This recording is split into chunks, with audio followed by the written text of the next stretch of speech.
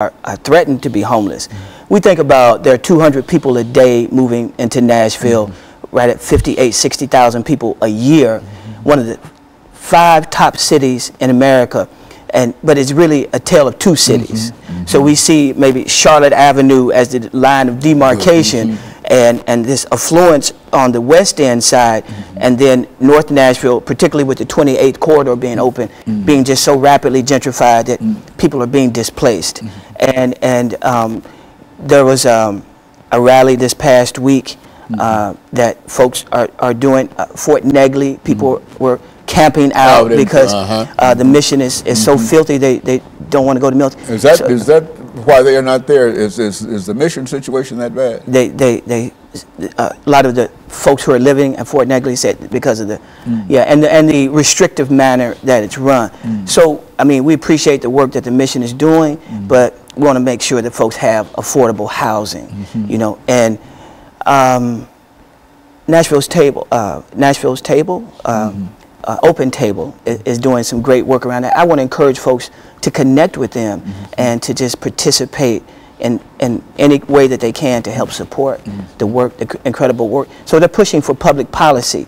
There's the Bill Barnes Fund that the mayor, Megan Barry, who I think she's a wonderful person, and she's also a politician. So we have to make sure that we're creating the political will for her to move, and creating the opening so she can move through, and because I think that she really would like to do the right things, but politically that there's no backlash that comes on her for doing the right thing. So we want to make sure we support that.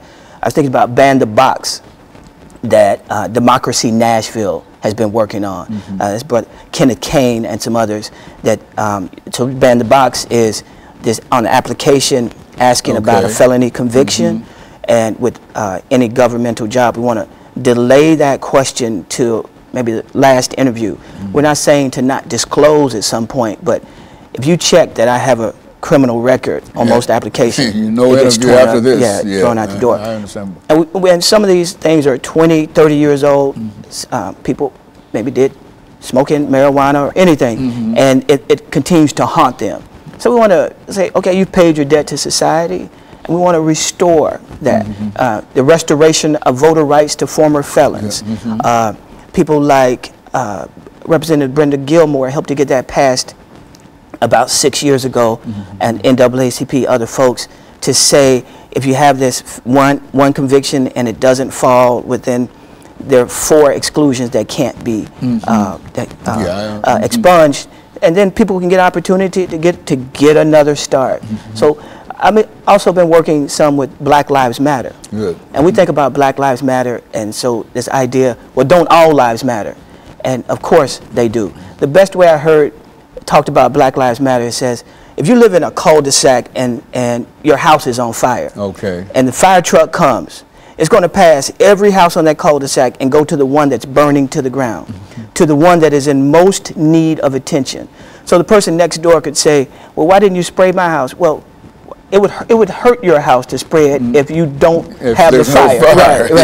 And so so it's not to the exclusion of other lives mattering, but it's addressing the 500-year brutal legacy of the dehumanization of people.